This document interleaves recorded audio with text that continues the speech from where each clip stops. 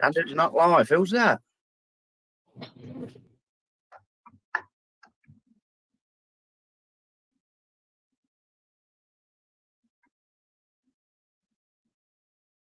Right.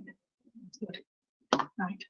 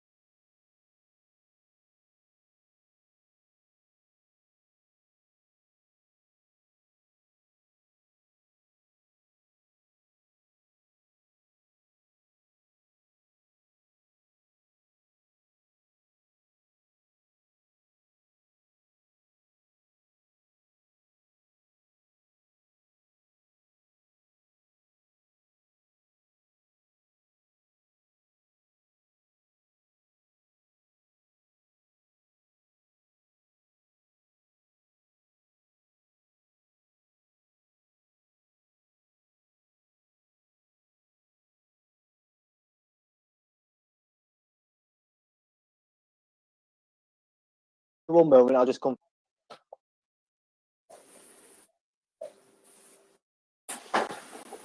Go back and confirm the live stream is on. Yeah.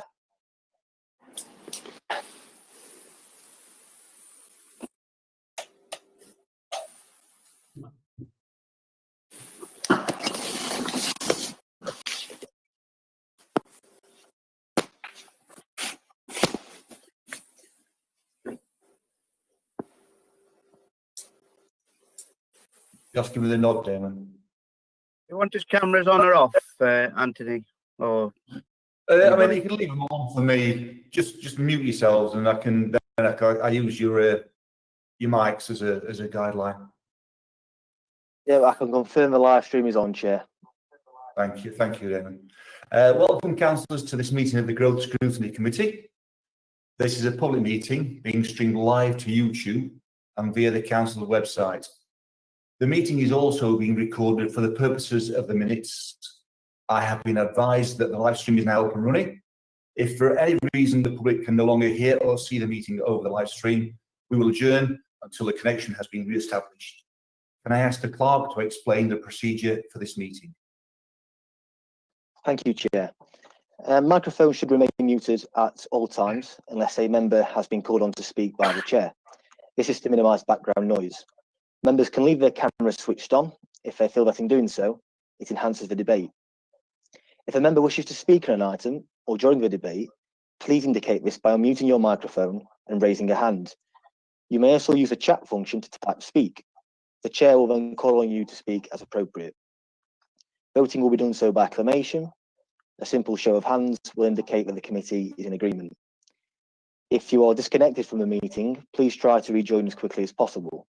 If you have any technical difficulties, please contact one of the meeting facilitators as indicated on the meeting access details.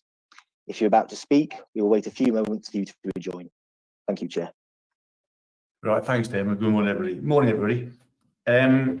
First of all, do we have any apologies for absence? I've not received any, Chair. You've not received any, Damon? Because I know Richard Welton was having an issue with his laptop. I don't know if it's been called in, so I suppose we could accept those as apologies. He did let me know yesterday. Anybody got any declarations of interest? No? This is going smooth, isn't it?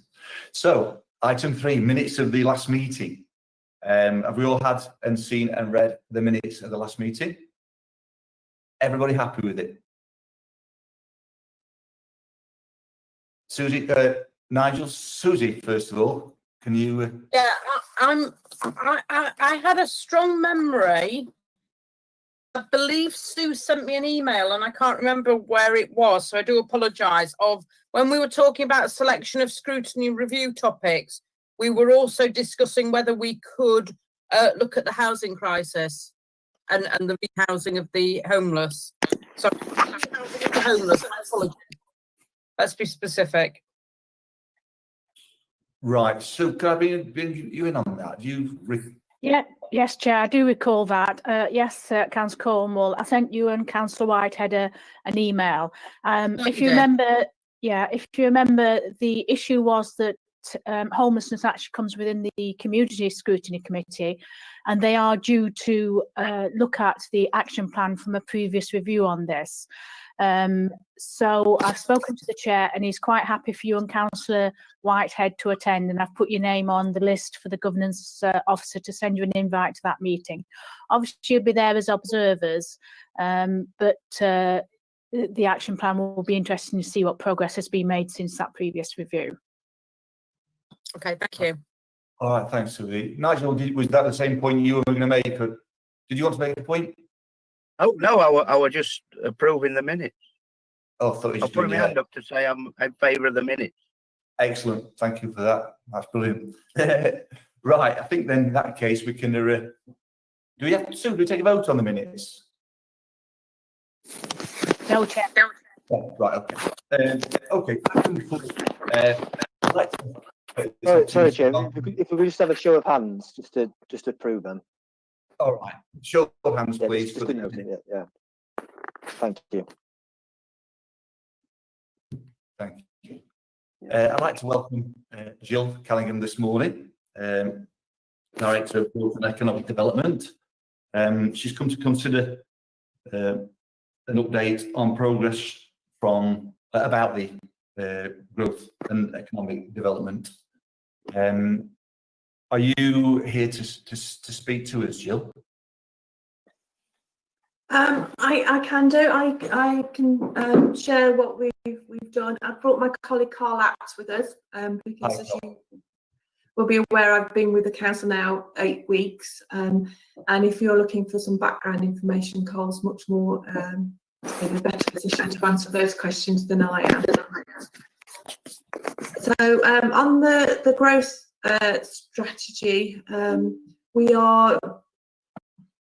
we are considering what needs to be in that post-COVID-19, and the council itself is looking at recovery plans and how to support business. And we are bringing that together in a new format to be considered by Cabinet.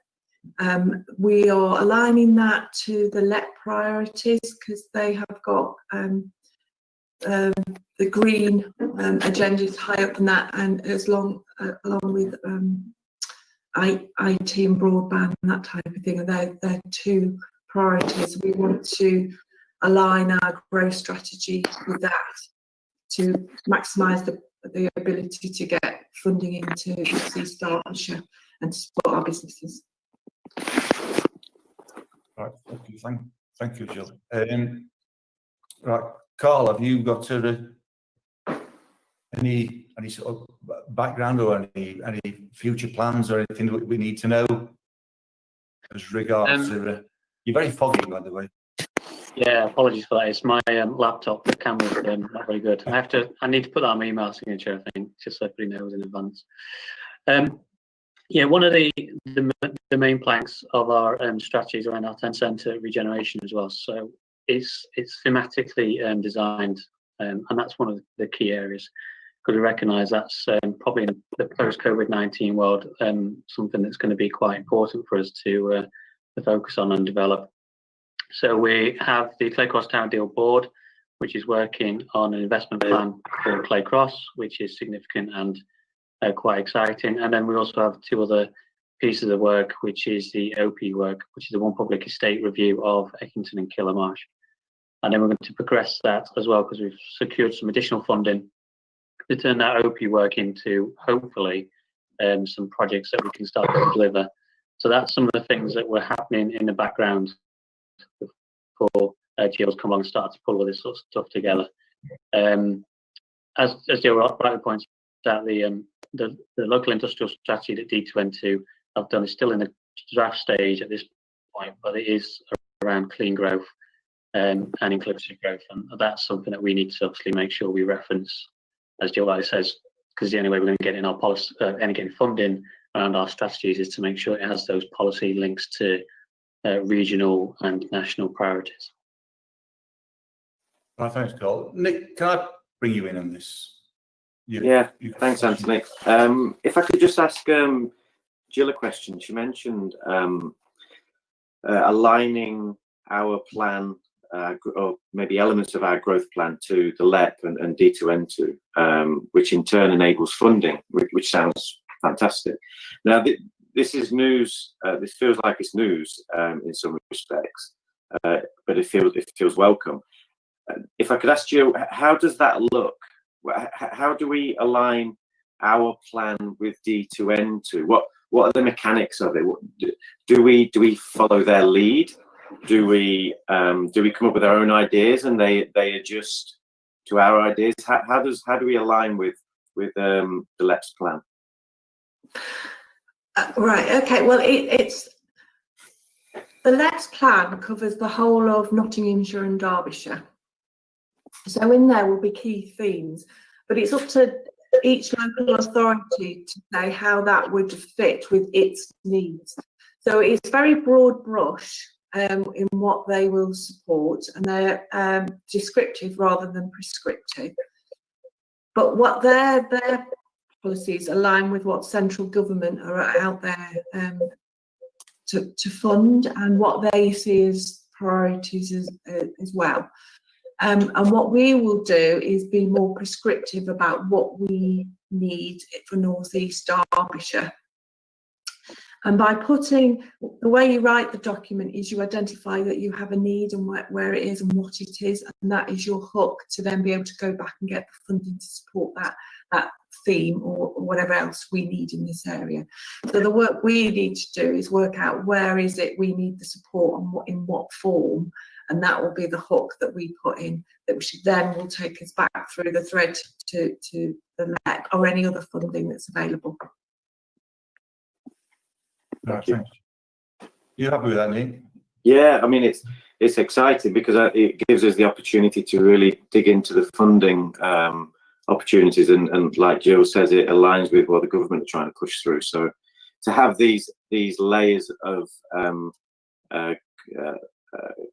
governance aligned is quite important, you know, and maybe I'm not sure how it's been in the past, but I'm keen to see that that aligned. So yeah, forward to seeing what that looks like.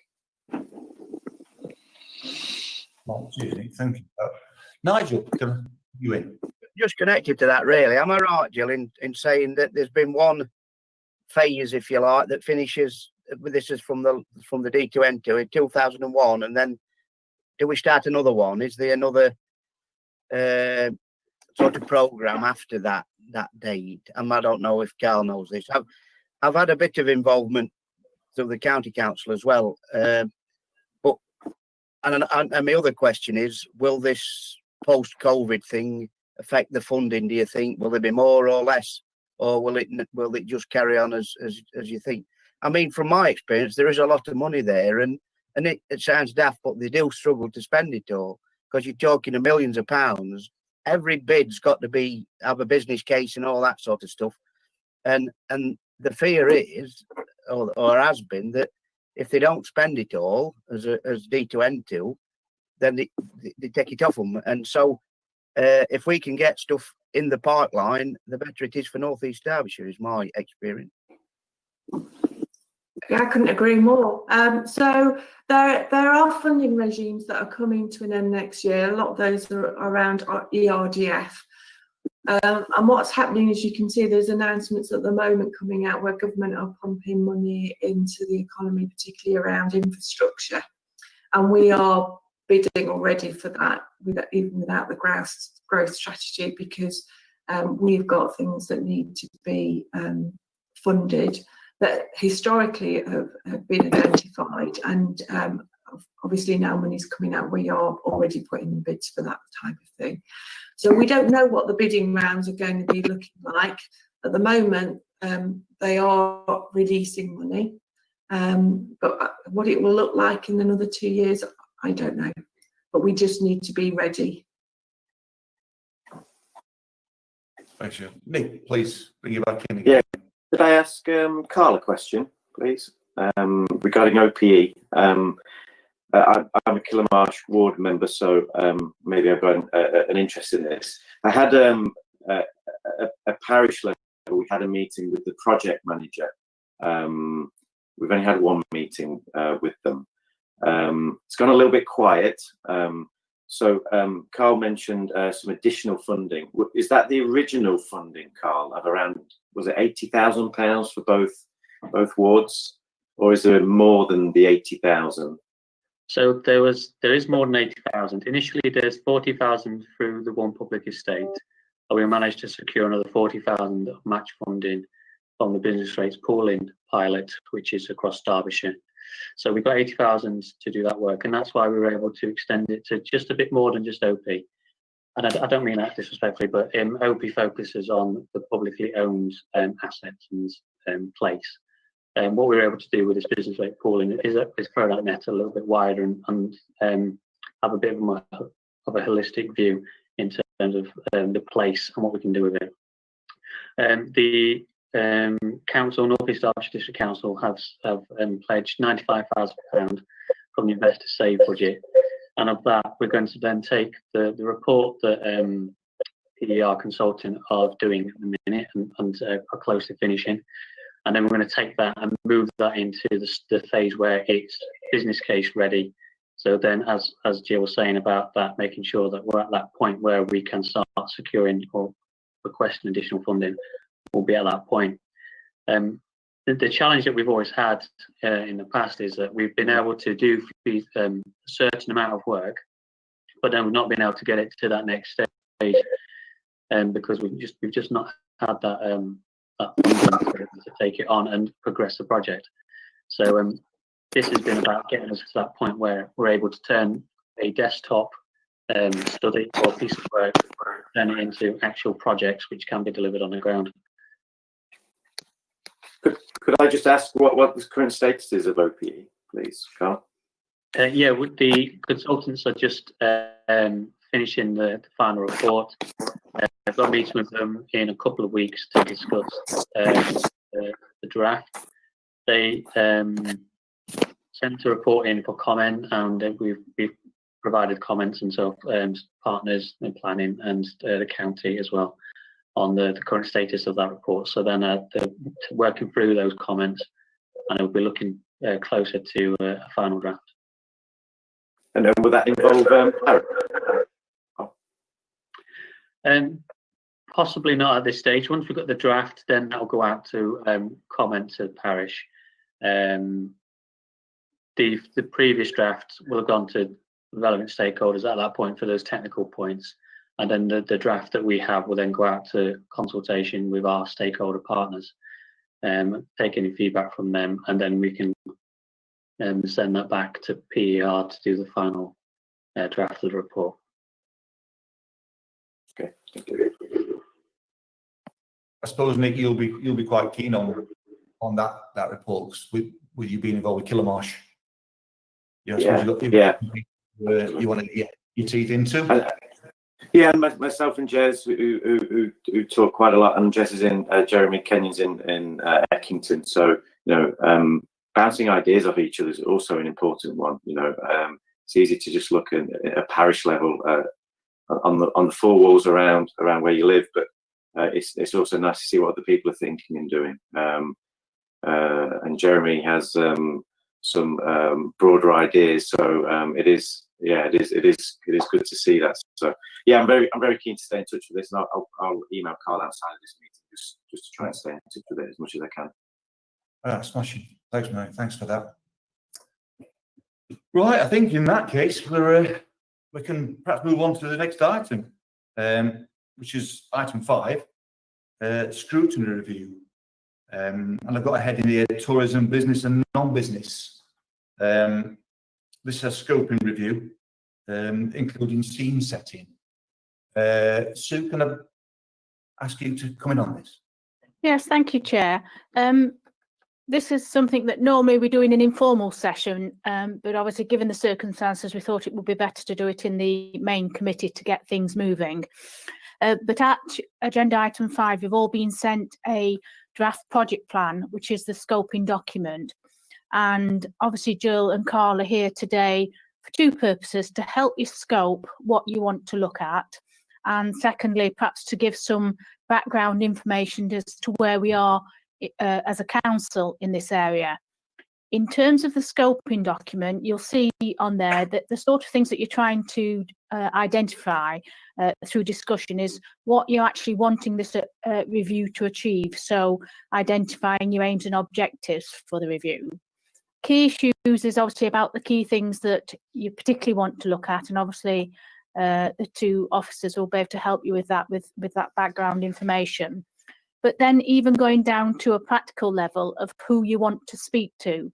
Now, obviously members will have some idea themselves who we need to speak to, but obviously the officers will know the key people within the council that deal with this, and also external to the council, if you wish to speak to any external people who we can make approach to and invite them to attend a future scrutiny to have a discussion.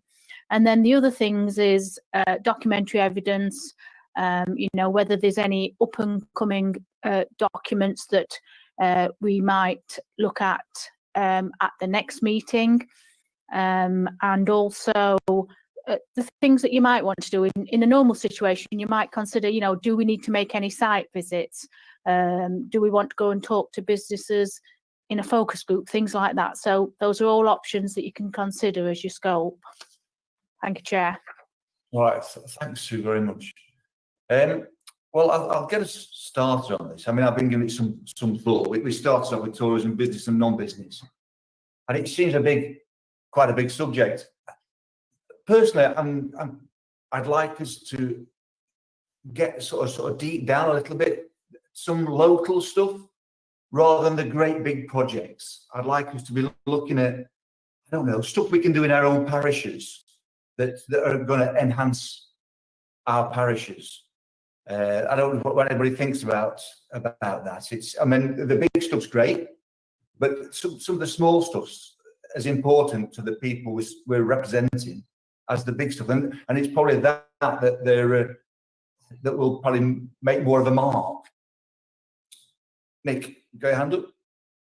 Yeah, thanks, Anthony. Yeah, I mean, you're right. I think we all would like to focus on certain areas. Obviously, this is growth scrutiny and not growth planning. And we've had conversations previously about having input into the plan. So growth scrutiny has like pre-scrutiny of the plan. There's appetite for that. Talking to Carolyn,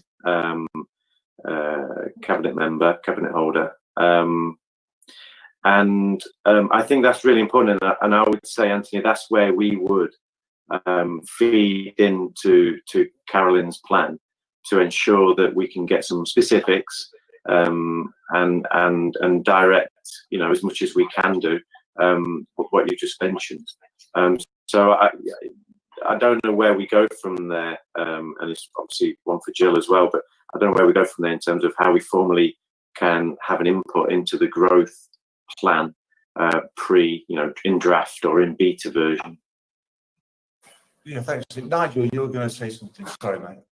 Yeah, it'll fit in with that, because I mean the information that Sue sent out, there were a lot in there, and I think there's a lot of work already been done on the tourism and stuff, and I've got it in front of me here as well. But just the last paper that you sent, and I'm focusing on the weaknesses that you picked out in this paper. The poor district level connectivity.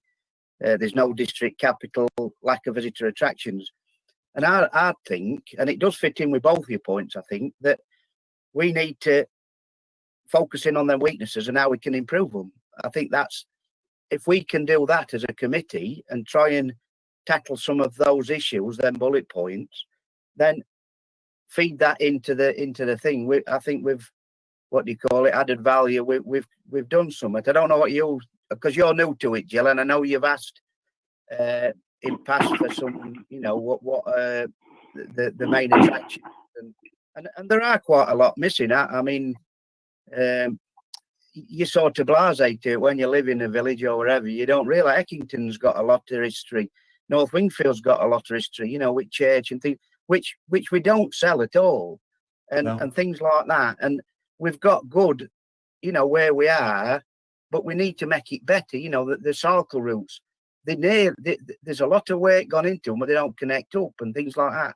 Whereas if we can feed that into and I think it's been muted in other places, it means a lot of authorities, us county, Peak District, highways, working together and getting a joint strategy, so we're all saying the same thing. And if we can do that, and I know that I've gone off a bit there, but if we can sort of have that as a focus and feed it in rather than looking back, so we're looking forward how we can make things better, that's what I'd like to do personally.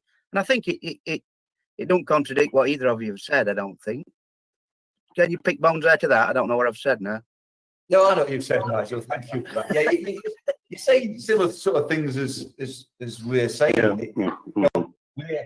We're local councillors.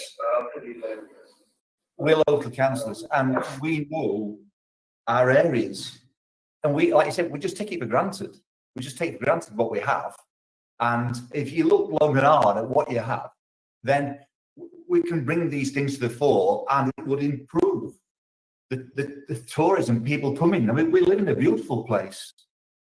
So why not try and get them in, you know, with things we've already got, and maybe come up with ideas for our own areas, which we can. I'm not trying to create policy, but what we can add into the growth strategy, and you know, it's stuff that as a central body they'll not perhaps see, but we can.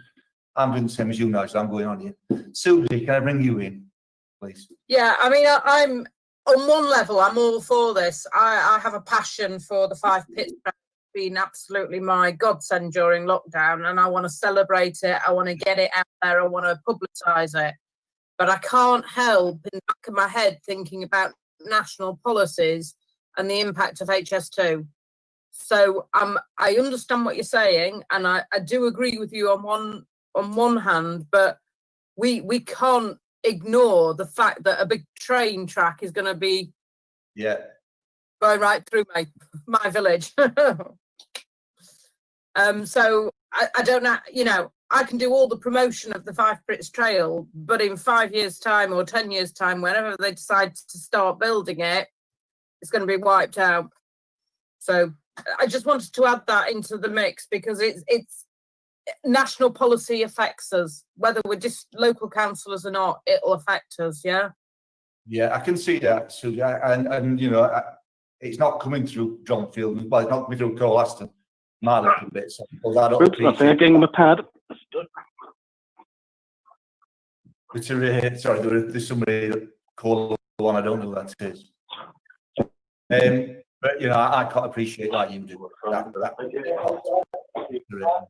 I don't want to say more about this. Jill, can I bring you in? Yes, thank you, Councillor. So because I'm coming from the outside, so I'm kind of I've got a different kind of bird's eye view of it.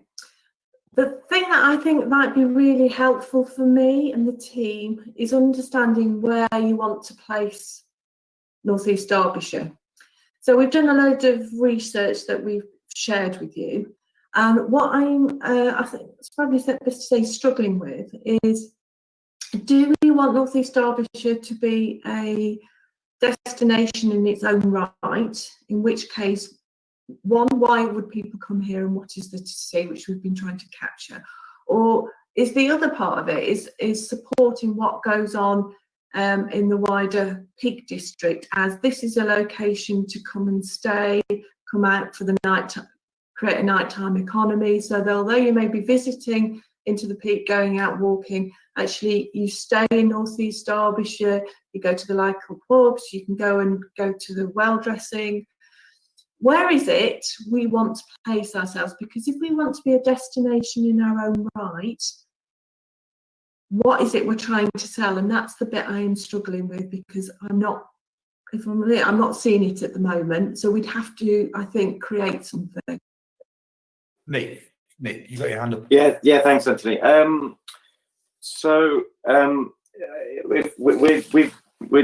floating the idea of looking at tourism, business and non-business, which I think, you know, is a valid point. Obviously, post-COVID is a game changer. I'm not sure if that changes or should it change our thoughts or approach. I don't know yet, and it's quite hard to understand that. Clearly, businesses need supporting, full stop. Businesses employ people, and that's how the whole economy works. So it's got, we've in terms of the growth plan, it's got to be business led. Now, whether we focus that on tourism or non-tourism, warehouse jobs, office jobs, innovation, whatever, but that doesn't mean that we can't focus on an area of that. What I will say is that Kilmarsh is at the very top corner of our district, well connected with Sheffield and Bolsover. You know, we're 10% of the district, and next door to us is Eckington, which is another 10%, and then Dronfield. So, you know, the three villages across the top of the district make up a huge chunk of the district's population in a small area when you compare it to area. Again, that doesn't mean that our growth plans should just focus on those areas. Absolutely not. But if we want to start knitting together these things of business growth, of supporting residents, and then obviously tourism, which is outside of all that, or may play a part in it, we do need a cohesive approach to this. And obviously we'll all throw our ideas around, and it's probably Jill's job, I suppose, isn't it, Jill, of knitting it together and work out what it looks like. But yeah, I just want to put on the radar that we've got 3 villages at the top corner that make up a huge part of our population in such a small area, and businesses are going to be quite important in this post-COVID area. Yeah, thanks, Nick. Welcome, Richard. Yes, thank you. I was on YouTube, but I couldn't speak, and then I was on the phone and didn't want to interrupt. Just really, I think we are all, in a way, saying some of the similar things. I mean, I think there's an opportunity because there's a new growth strategy being developed and the new tourism strategy being developed. I think we all agree we'd rather be forward thinking than perhaps looking at what's happened in the past, because there are new documents there. And it is a grey area, the ability to amend something, is it policy or is it not policy? And just also the locality element of this. I mean, we've had a councillor talk about, a particular attraction in the south of the district, which I don't know. But I do know, if we're looking at the Moss Valley, there are a lot of attractions here. And I think probably it's that a way of finding a method where the very local level, at the town or village level, we have that knowledge about what is in our own area. So I'd also emphasise the locality element of this and the input of the individual communities. All right, thanks, Richard. Yeah, good point. Good point. Carl, you wanted to comment? Yeah, so it's just something around the virus, really.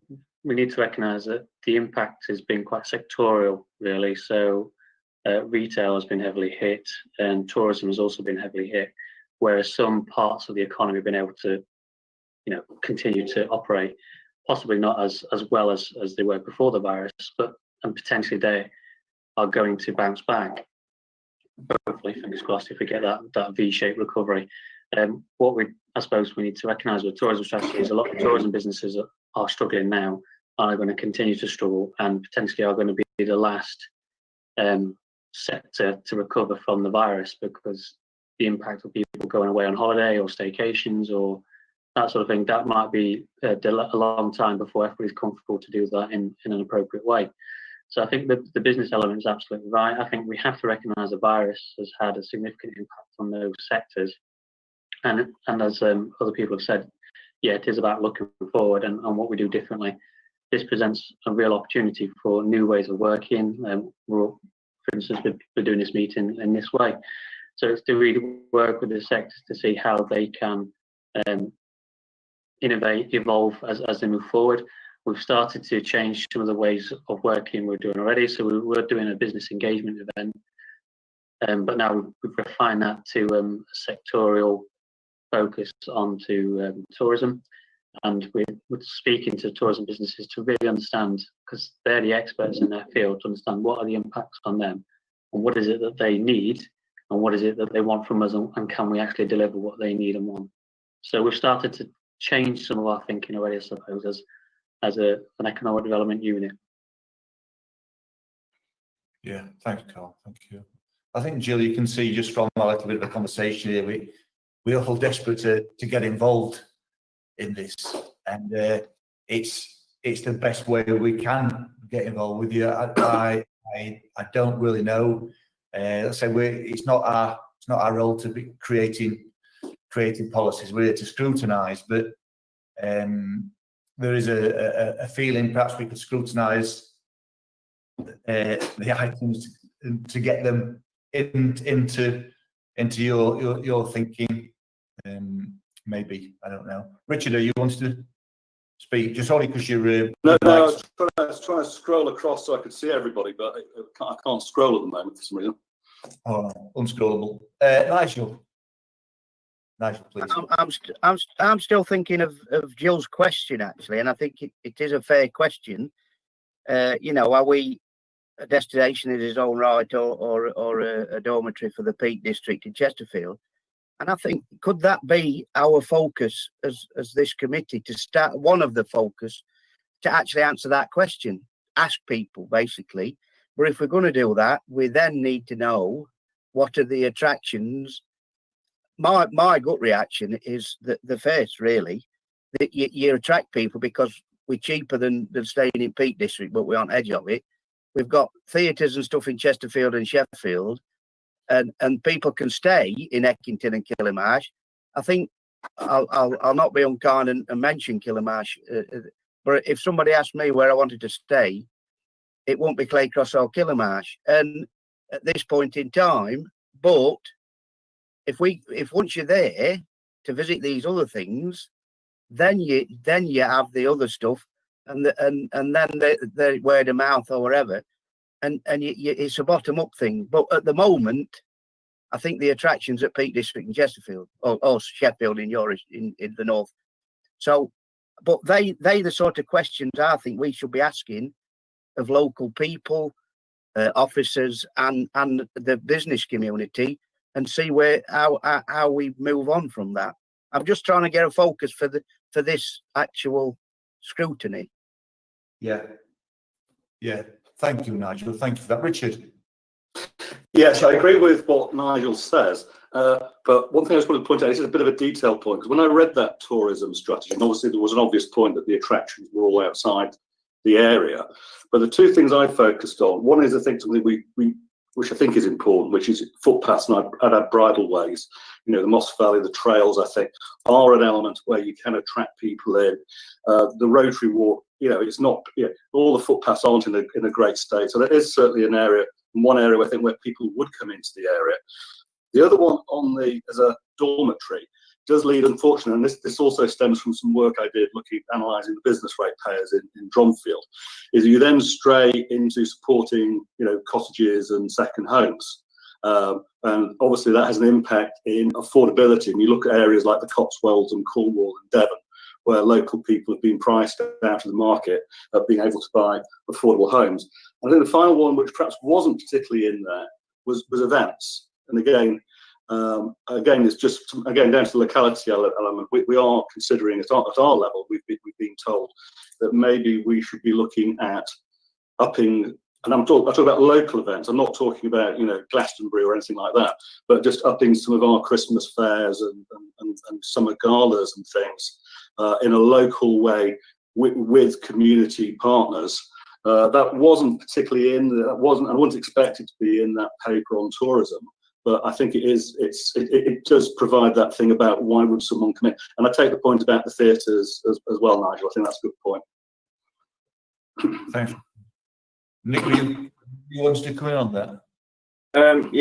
Just thank you, Anthony. I mean, Killimarsh, for example, is just off the motorway, which is really handy. Gulliver's Kingdoms being built at Rother Valley, and we've got Rother Valley as well, which is a fantastic attraction. All things outside of our district. But I'm sure Killimarsh will benefit one way or another from that, as well as the canal going through in the next 10 years and being connected up. So Killimarsh has got some really good things happening, to be fair. In terms of this committee, obviously I think we're trying to point it towards tourism and that side. It feels like right now what's happening is the One Public Estate project, which has tremendous amount of funding available if we can really nail that. You know, we've got £80,000 worth of budget just to spend on reviewing the possibilities there. I would really like to ensure that this committee scrutinises that to the T to ensure that we can maximise any opportunities we've got there. That will deliver, or that could certainly set us up to deliver some of our long-term gains with backed by government funding. So we're kind of halfway there already. We just need to make sure that we put our case together. So I'd certainly elevate One Public Estate in this committee.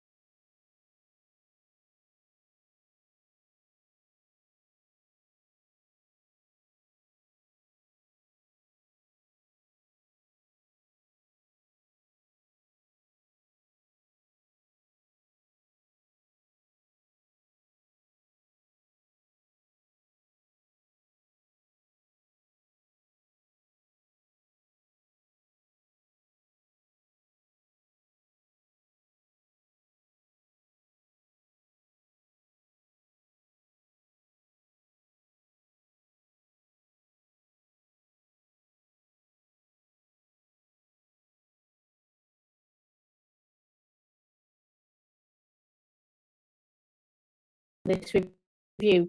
Do you want to do the 2 prongs, or are you wanting to focus on one side? Obviously, if you do the 2, and there's plenty of scope to do that within the year, but then you will want to look at some of those key documents at a future meeting, because obviously those are the documents that are going to steer where the authority is taking this. Right. Thank you, Susan. So, Richard, you're like, you want to, your mic's live. Do you want to come in, or is it just that your mic? Just to be so we could have I think a year's too long, but we could have a short project which is feed comments into the emerging growth plan and feed comments into the draft tourism plan. Is that what you're saying? So is that would be a valid piece of work for us to do. The only thing, I think a year is too long though. I want it shorter than a year. Sorry, Chair. Yes, what I'm trying to get at, you could actually do that as a separate piece of work if you want to, or you could make it part of the wider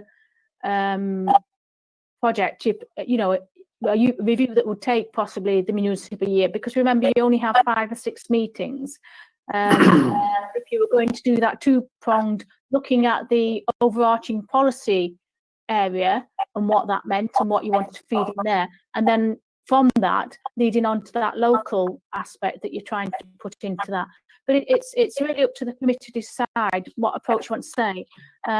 Perhaps Jill might be able to give us some advice what she thinks. I think if Jill could just go through her own timetable, because to me there's no point in a piece of work that'll take a year if the growth strategy is going to come out in 3 months. So sorry, Jill, sorry, just before I go to you, can I just bring John in, please? He's been waiting. You want to make a comment, John?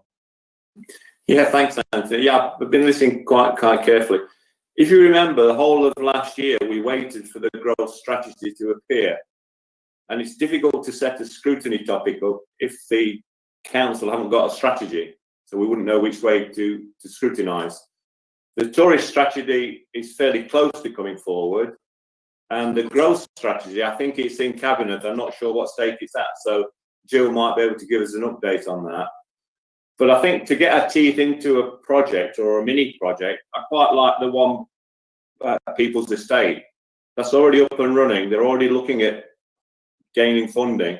I think that's something we could put down as one of our topics.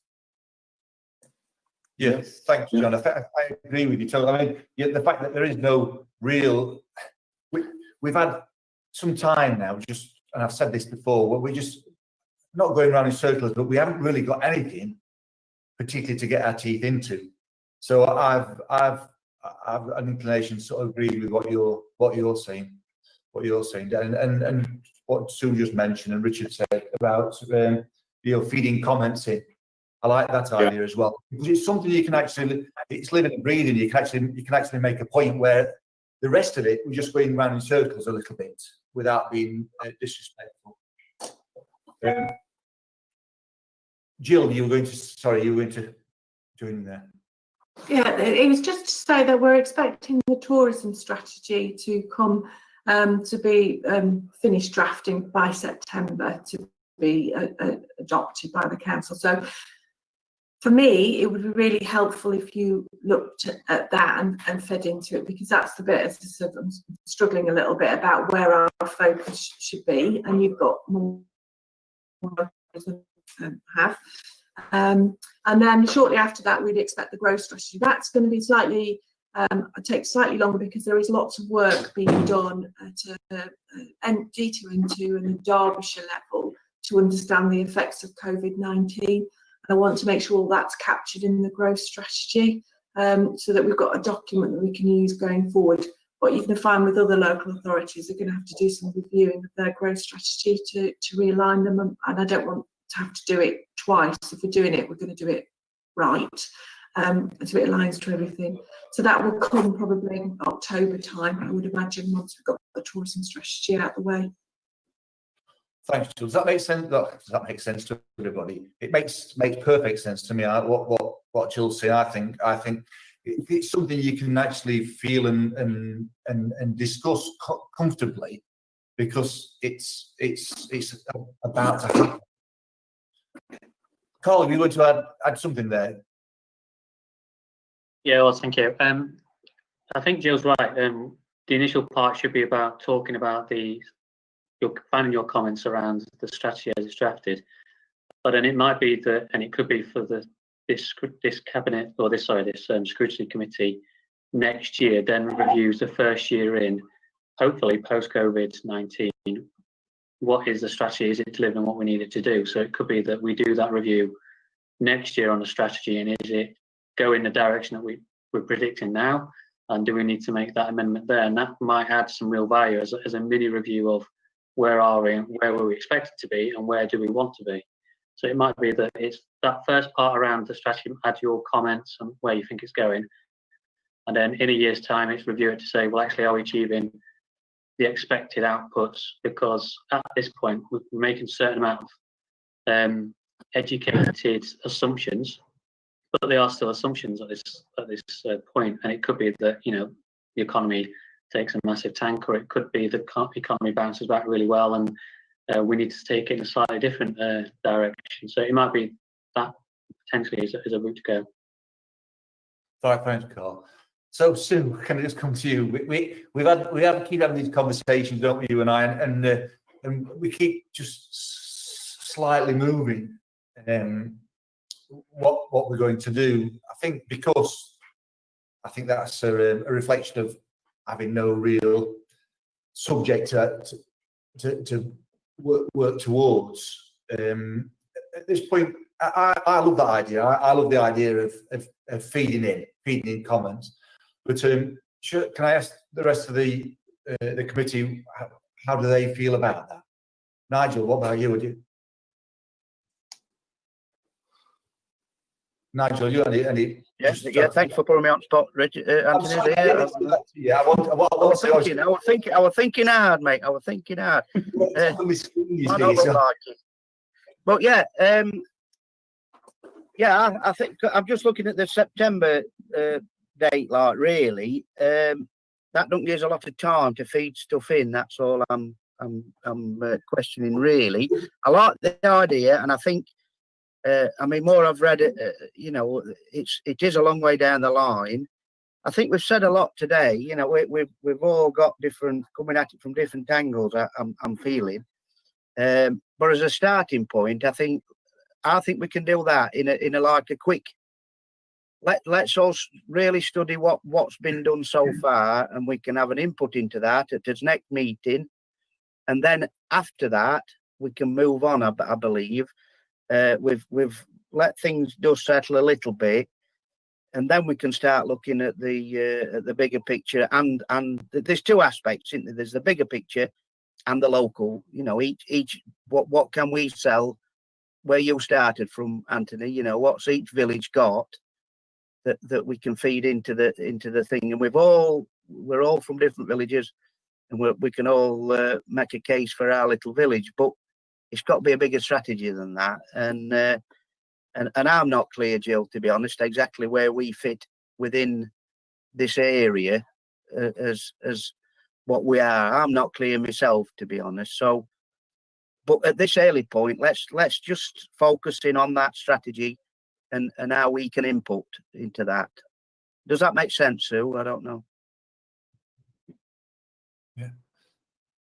Joe, if I can come in. Yes, that was just what I was thinking, that perhaps you start with that strategy, put your comments in, and when you do that, where you go next will become clearer, and you'll also hopefully have the growth strategy available to link into that, and then decide what piece of work, because you can do many bits of work as you go along. It doesn't have to be all at the same time.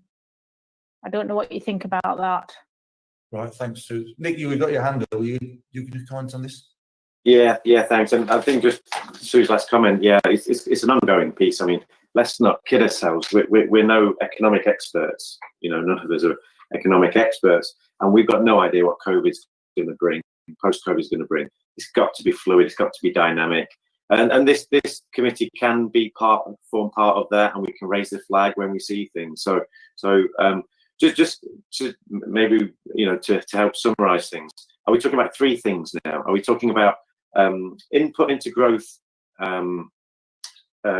plan, input into the tourism plan, and some kind of spotlight onto OPE. Those three meaty things. That's my understanding. Yeah, I'm with that. In order to try and move things forward, that they seem, there's loads of other things we could talk about, but it feels like, you know, they're meaty things that we can now. That's enough. Those three things, three big things, I think. Yeah. Great. Everybody else happy with that? Susie, you happy? On a day-to-day basis? Yeah, okay. Right, okay. Anybody got any more comments on that? How are we fixed with that then, Sue? Are we tonight? Am I okay to move on to my next item here, or do I need to do any more on that item? No, I think that gives us a way forward, Chair. So I'll start with the strategy coming to the 7th of September meeting, and then obviously we can move on from there. I just mentioned that we have had OPE in this committee before and being discussed. Obviously it was at the time, and the world's moved on since then. So it is something that fits very well within this committee's work. So I think that would be a useful piece of work. Excellent. Okay, thank you for that. Pat, you're live on the screen. Are you? I can't see you. Do you want to say something? No, I'm agreeing with what Nick has said. I think that's a good idea. Given that I'm new on this, I'm listening a great deal. Yeah. Okay then. Well, let's move on to item 6, shall we? Forward plan of executive decisions. Right, forward plan of executive decisions. Sue, are you going to come in there? Yes, Chair, just to remind the committee, this document comes every meeting and it's considered best practice to have it in so that members are aware of the key decisions that are coming up within the near future. Some members will be familiar with it, and obviously it's just a way so you can, you know, have a look and see if you wish to raise any issues or ask any further information from officers or cabinet. I would also like to ask whether Damon Stanton, the governance officer, could just have a couple of minutes to talk you through, because we get this document every time and it's also always slightly in the past because it's a rolling 4-month document, and so some of the decisions, you know, might have been taken or might not be being taken on the indicative date that's shown. And there is now a new link onto the website that allows members to get the most up-to-date position on there, and we will actually in future start putting that onto the agenda so members can have the hard copy document but then can check whether there's been any movement, because there's often questions from members that things have moved on. So it's he wants to just explain how you can access that. Thanks, Sue. Damon, are you there? Yep. Just in terms of accessing it, then it's fairly straightforward on the website. In fact, I'll go back, and if you just go onto the website and then it's committees, agendas and minutes, and then you go through to the forward plans, and then like Sue says, they're regularly updated. So if you just click on the latest one here, and it'll give you an up-to-date decision status. So as Sue says, sometimes when we send the agenda out, the forward plan can be out of date. So at least this way, members are aware that decisions are changing and what's been done most up to date.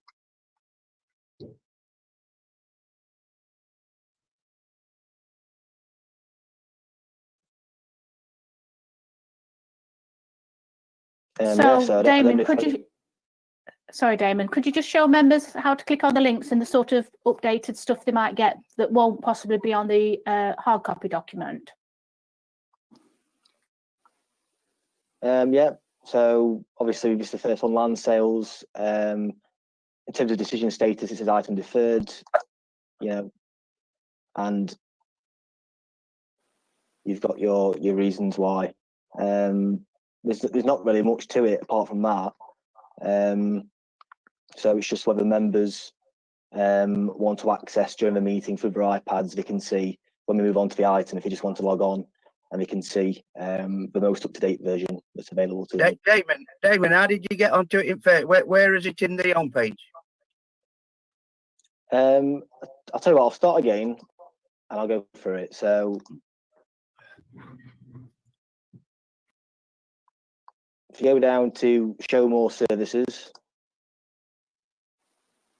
councillors, meetings and scrutiny, committees, agendas and minutes, bottom.gov.uk, and then at the side here, forward plans.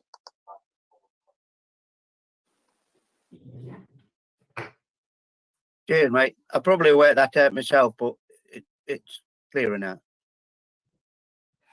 No worries.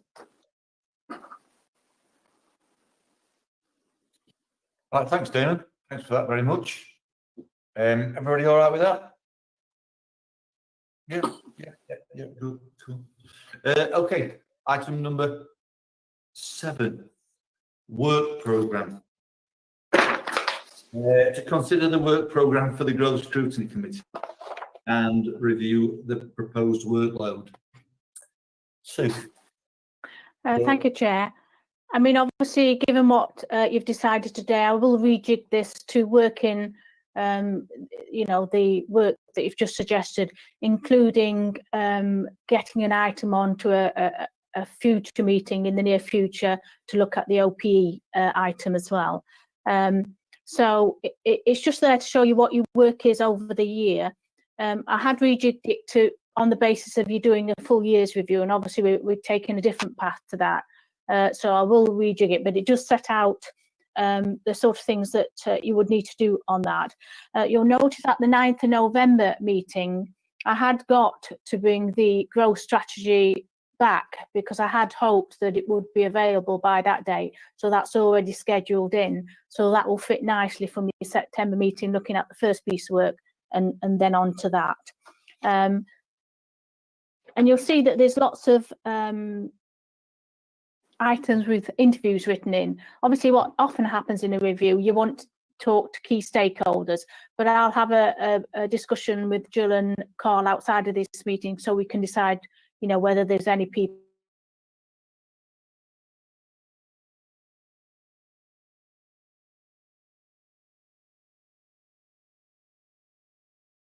in stone document. So if members have any items that they want to add on to this during the year, if you just go through me or the chair, then obviously we can discuss them and talk about trying to fit them into your work programme.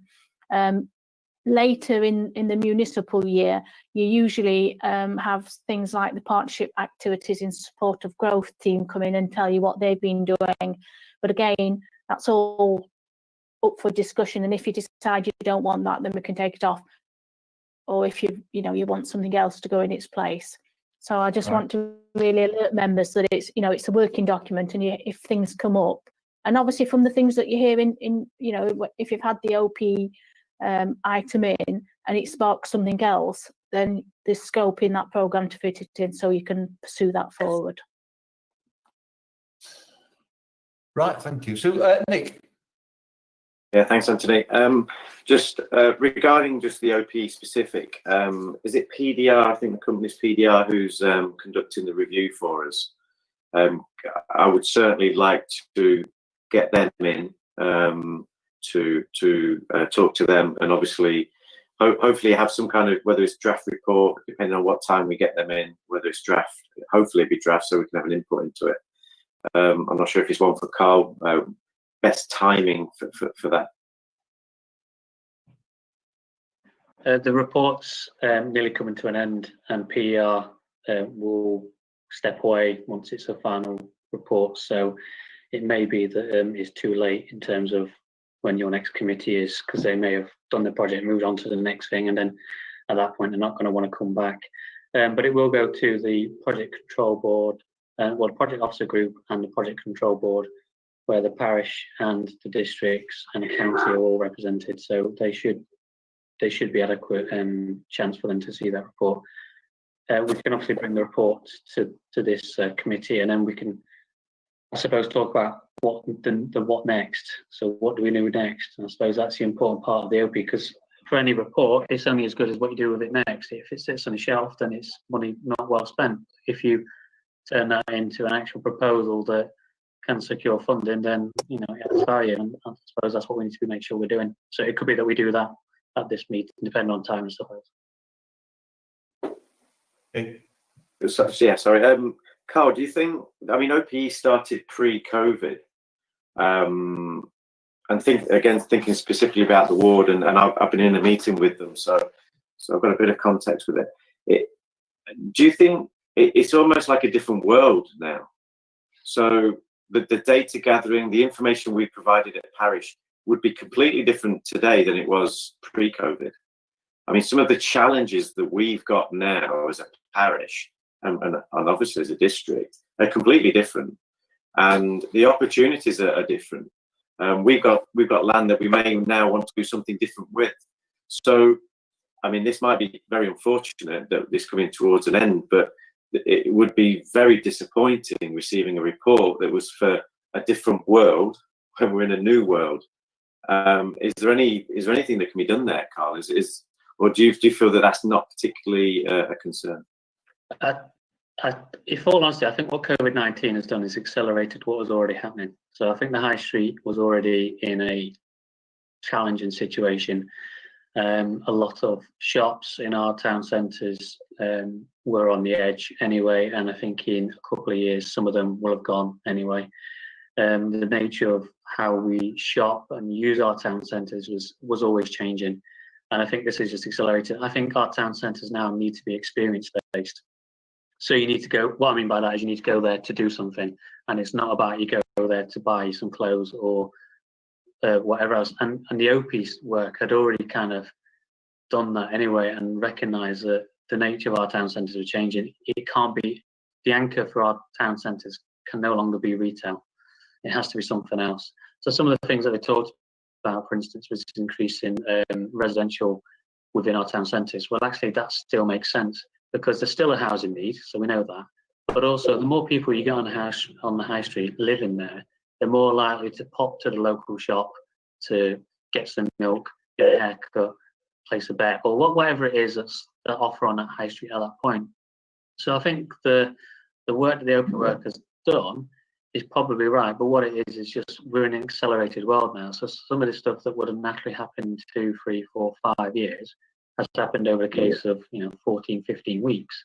So I think the lessons are still right, and this open report isn't it isn't cast in stones. What they'll give us is options for this piece of land. You could consider using this. You could consider using that, and that potentially is what we do with the next piece of money. Is turn that into a proposal and say, well, you know what, we think that's right. That doesn't fit anymore. So we're going to go and focus on put that proposal forward, turn that into a business case, and see if we can secure some funding for that. So I still think it's relevant. Yeah, I agree in parts, Carl, but I do disagree on specifics. So, for example, Killamarsh has a leisure centre. It's very unclear what a leisure centre looks like today, even during COVID. It was a not very well functioning business in its own right. It's clearly going to be less functioning. It's only going to have more challenges. So I disagree that things haven't changed. Things have changed. Very specific for Killamarsh, we've got an area, this the leisure centre, that's got 4 or 5 local authority buildings on it, all owned by different people and run by a bit of a mess. And now COVID's literally taken the largest building on there, and it costs like nearly £1 million to run, and it's turned it upside down. And I'm pretty sure the report won't cover that. So I do disagree that the report will not be pertinent post-COVID for Killamarsh for the leisure centre. I mean, that's obviously a very specific part of the report, and I think the principles of the report are going to be right. Yeah, the leisure centre in Killamarsh, we know that's a challenge, and some of the suggestions it's made within that report post COVID-19 were probably appropriate, and we need to review it to see if they are still appropriate post COVID-19. I think what we also need to recognise is that the virus has made this change for now. I mean, leisure centres will open at some point. Yeah, they will have a restriction in terms of how they operate, But in a year's time, 2 years' time, all being willing and well, that there's no second wave of the virus, you'd expect that those would start to operate in a more normal kind of way. That normal might be slightly different to what it is now, but that's something that we can certainly look at. And the report, as I said, I think broadly in terms of principles is right. It may be that specific parts of the report aren't still as relevant as they once were. So, but I think, Nick, just on that, I know it's a big item in your ward, the health centre, not health centre, sports centre, leisure centre, leisure. But you know, as we're moving forward as a group, now maybe we can actually make some comments on that, put some ideas forward, because obviously you're living it. Like I live Colaston, like whatever lives there. You now is perhaps your opportunity to say that's rubbish. Yeah, I mean, if I can, yeah, I mean, I know Carl's obviously not living and breathing it, and I'm on the finance committee at parish and on the sports committee at parish, and I was chairing finance, so I'm absolutely in the detail. And Carl's comments, I'm sorry, Carl, but they are a bit generalistic, and not sympathetic to the challenges that we face. You know, Killarmarsh's leisure centre loses £350,000 every single year. Every 3 years, our village loses £1 million on precept for a village, and that's in the good times. The leisure centre needs an immense amount of money investing in it, and then we're going to come out of post-COVID, knowing that there's going to be a subdued effect on the commercials.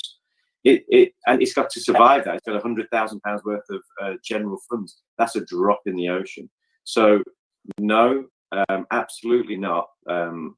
Post-COVID for Killarmarsh is a completely different story to pre-COVID, and I'll be amazed if a report will cover that, and we'll end up with a half-baked report, because that piece of land and that arena is a huge part, maybe half of the heart of Killarmarsh, and we're saying, well, you know, we've discussed what we're going to do over here with shops. Something's changed in the other part, and we didn't know that at the time, and the report is now half baked. So I don't know if you can extend these reports. Perhaps you can. Maybe we have to spend some more money on it. I don't know. Maybe as a council we can do it ourselves. I don't know. But I am very concerned that we think that this report will cover what we need it to cover. That's it. John, were you going to come in on that? Yeah, just a quick observation, really. If we're going to look at OPE, which we've agreed we're going to do that, it's going to be an interesting debate. From where I'm sitting, I can be quite impartial because I'm not as close to it as Nick is obviously is. And things like leisure centres and infrastructure and community support activities are pretty important to me. So it'll be interesting to see what the report says, and now they're planning to take it to the next step, improve the facilities and services around the community. That's it. Thanks, John. Jill. Yeah, so I was just going dealing with Nick's question on the OPE. So, if with the leisure centre losing that much money anyway, that would have been taken into account when it's doing its OPE work about how best to deal with that and how best to deal with that asset. And you're right, it needs to be reviewed in light of what's happened with COVID-19. But the fundamental of the fact that was losing so much money will have been taken into account. So I think the starting point for looking at it is probably in the right place, and doing a review on it in light of it, everything else is good. But Carl's right. What's happened is things that would have happened this time are going to be happening in the next 2 years. And actually, this could be an opportunity for us now to look at what it is we want to do, rather than having to do it in stages. We just jump to where we want places to be. Yeah, thank you, Jill. Thank you for that. Has anybody got any more comments on this side? The work programme? No? Okay. Additional urgent items. Item number 8. Have we got any additional urgent items? Sue? I have none, Chair. You don't at all. Anybody else want to say anything urgent? The Marsh Leisure Centre, we could talk about that. Which one? Kilomarsh Leisure Centre. That was sarcasm, that. Is it? Very good, yeah. You're going to get an invite now. You're going to get an invite to visit. Now you've opened your mouth, Nigel. Yeah. I'm guessing you can do it a visit, Nigel. Right. Item number 9. The date of the next meeting. Anthony, can I just jump in there, please? Oh, you can, John, sorry. Sorry, just on the previous item. Did we close off the growth report to Cabinet from 2 years ago? Oh. Has that all been forgotten about now? No, it hasn't. I was looking at it really. Sue, can I just bring you in on that? Where are we at? Right, thank you, Chair. I presume, Councillor Funnell, you're talking about the previous review on the business centres industrial units one? That's right, yeah. Yeah, if you remember, the committee took away the documents, and I did send some more information out for you to consider what you wish to do with this report. It had been submitted to Cabinet, but the committee felt that the previous committee felt that you needed to do more work on it. But obviously, with the formation of this new committee, you weren't sure about that, and there was a mix of views at your last meeting as to not wanting to lose the work from that review. But other members was of the opinion that we needed to move on, particularly in the post-pandemic world, and move forward. So it's really with the committee to decide what you want to do with it, based on that information I sent out to you. Right, thank you. Right, I suppose we better just get hold of this nettle then, haven't we, really? Susie, you were quite vocal about because you were on that committee, weren't you? And I appreciate that the work that you put into it, and I can see why you wouldn't want it just forgotten about. Absolutely. Yeah. No, it is a pity to just forget about it and not finish it off. The only problem I've got is that these guys weren't involved in it. So would it be really hard for them to get their heads around what we discussed in order to help make a decision? Yeah, and with the greatest respect to yourself, I'm one of those guys, and to me, I'm the foggiest really. But I must look to you and be respectful to the work you put in. So yes, in some respects, I'm looking to you to almost lead a decision on this, because for me, yeah, let's just move on. Let's just forget about it. But it's you I'm trying to take into consideration. Sue, sorry. Yes, Chair, for clarity, the report is finished. The previous committee completed their work programme and actually completed the review. The decision would be either to submit that to Cabinet as it stands, or if not, what extra the committee wanted to add to that before it went to committee. Okay. I think just submit it then as it stands, seeing as the previous committee didn't finish what it needed to do. You guys haven't got the capacity to go over all of it, so submit it as it stands, because it's pretty good, isn't it? So, sorry. It was. I would submit it. So you're mute. Sorry. It was a complete report, and of course it was of its time when members were looking at some key issues, and the world has moved on since that. But as I say, it's the committee decision if you want to submit it and let Cabinet see what they think about it. And the recommendations within it, there was nothing overly controversial or anything that would cause any problems to where you might take the work that you're going to do over this coming year. Right, thank you. Yeah, I mean, I'm with you, Susie. If that's what you like to do, I'm supportive of that. How about everybody else? How do they feel about it? We are a committee here. Everybody all right with that? Nigel, not. Right. Yeah. Okay, right then. So yeah, that's what we'll do then. Thank you. All right, so with that, yeah. Cool. Right. Thanks everybody for today's attendance. Date the next meeting scheduled to take place on the 7th of September at 1 p.m. Everybody okay with that? Yeah, excellent. Well, thank you very much, like I said, for your attendance today. I can now declare today's meeting closed. Thank you very much. Thank you, Sue. Thank you.